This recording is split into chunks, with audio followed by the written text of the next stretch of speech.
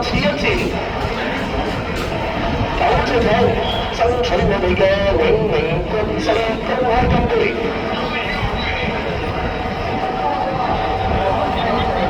準備好！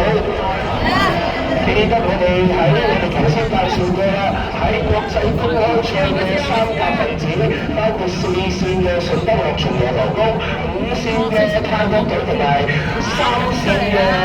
中華台北花蓮龍舟隊。另外我哋嘅本地係黑馬，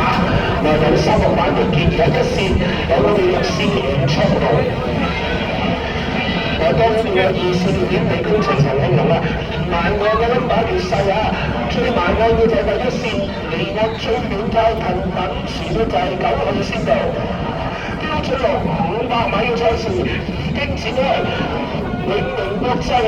公開金杯賽決賽。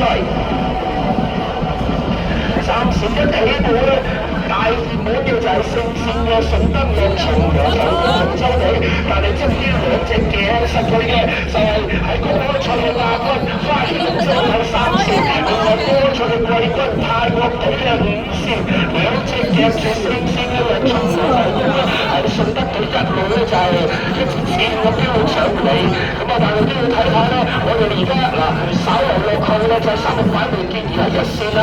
另外睇我哋其他隊可以爭到好喎，仲係睇下究竟而家睇下泰國隊有邊個取嘅大局啊！暫時喺第2名5線嘅泰國隊，